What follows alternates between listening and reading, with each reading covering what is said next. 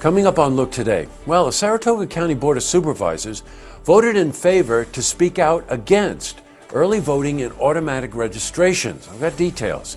And a discussion took place at Skidmore College on voter suppression. We were there. And the Queensbury Hotel has almost completed its renovations. We were there. It's all ahead on Look Today.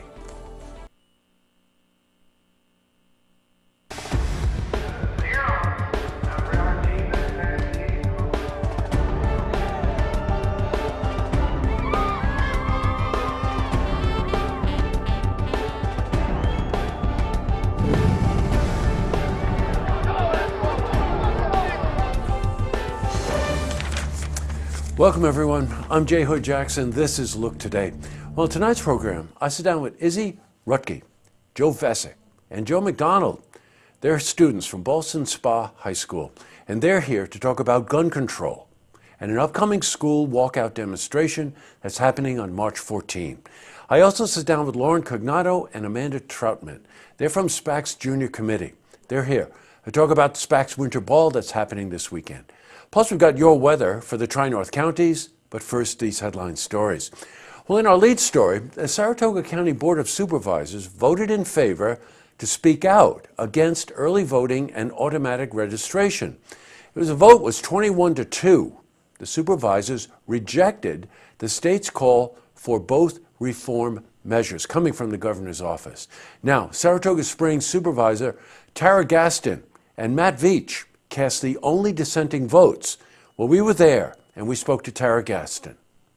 It's really necessary for everyone to be able to participate as much as possible, and anything that we can do to improve that. We do have some access during absentee voting, but again, you have to check the box. I'm going to be out of town, or I'm physically unable to make it. I think that's silly. I think however we can do it to encourage people to vote, we should do so. I think there will be a cost to the county potentially. I don't know what that is because no cost analysis has been done. But I do think that voter participation is worth it. Wow, you would think so, right?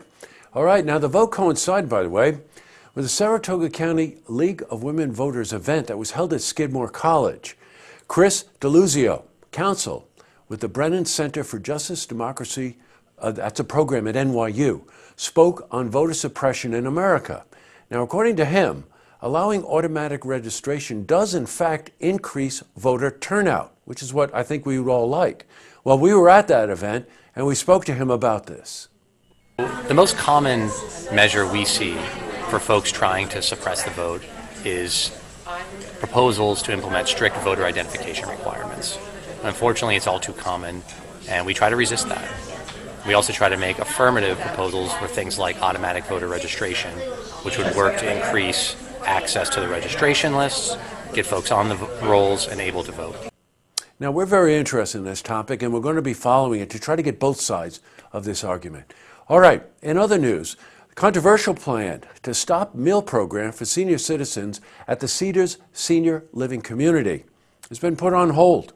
Warren County Board of Supervisors will meet with the representatives from the home to discuss the issue in the coming days.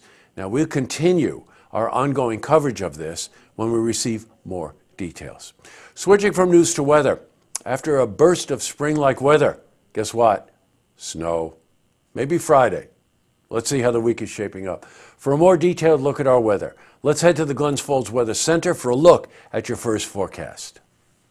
Thanks, Jesse. I'm meteorologist Clarence Sponsor with your first look weather update here on Look TV. Let's take a look. National forecast shows a few areas of low pressure in the central portion of the country, bringing this cold front into parts of East Texas, so more unwelcome needed rain across portions of the Mid-South and parts of the Deep South as well. Some of that moisture could be in part of New England with this cold front, along with that low pressure towards the New England area. What does that mean to our temperatures? Not too bad, but still a little bit on the cool side. 34 in Albany, 24 in Burlington, Capital District generally lower to mid-30s with a few shower snowflakes possible towards the mountains with the south wind at about 5 to 10 miles per hour. Partial sunshine, relatively mild, 46 on your Thursday. Northeast wind at 5 to 10 miles per hour. Partial sunshine with wind chills in the lower 30s as you walk out the door. Upper 30s or so for actual air temps. Let's take a look at our extended forecast here on Look TV. We'll see a 90% chance of rain and snow on Friday with a high of 39, so that cold front will make an impact to our temperatures. with some rain snow chances continuing into the first half of the weekend. We'll be down into the lower to mid 20s for overnight lows Sunday and Monday, lower to mid 40s with partial sunshine Sunday, and then mostly sunny on Monday and winds turning generally from the south. That was your weather update here on First Look Weather on Look TV. I'm meteorologist Clarence Ponser. Now I send you back to you, Jesse. Thanks very much, Clarence. Back to the news. Here's a fun story. Renovations, Queensbury Hotel in Glens Falls are almost complete. It's been quite a project. New furniture is being delivered to the hotel this week. Now, the hotel is partnering with Finney Design for the decor of the hotel renovations, and they're expected to be completed in the next couple of weeks. Well, we were at the hotel today, spoke to one of our favorite people, Tyler Herrick. He's the general manager of the hotel. I mean, this is kind of the finishing touches of the phase one. So we still have about 65 rooms to do, but this kind of brings it all together. You know, every time, you know, when you do new flooring, you do new paint, you do new tile. That's kind of those things. But you know, from all the TV shows that people watch on HGTV, when they stage it and they finally get it to that final product, that's when you really have that wow factor. So that's what we're really excited about, is that this is kind of giving us that wow factor, and it's going to enable us to, you know, market the property in a completely different way that we've been really excited to do so. Congratulations to Tyler, Zach, and the whole gang.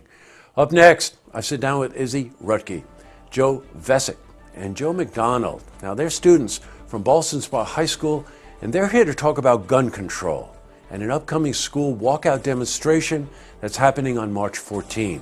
And I also sit down with Lauren Cognato and Amanda Troutman. They're from SPAC's Junior Committee, and they're here to talk about SPAC's Winter Ball, which is happening this weekend. But first, if you see news happening, you want to share a story idea, how about join us for an interview? Then give us a call on the hotline. The number is 798-8000. Well, that's all the time we have for this edition of Look Today. We talked to a lot of people over the last couple of weeks about gun violence.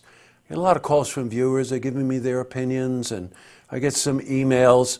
And that interview that I did today with the high school students, I also interviewed a candidate for the 21st congressional seat about this, and we've contacted other schools also. Very interesting. There seems to be an overall consensus that if we can find areas of agreement, that the chances of getting something done are better now than they have ever been.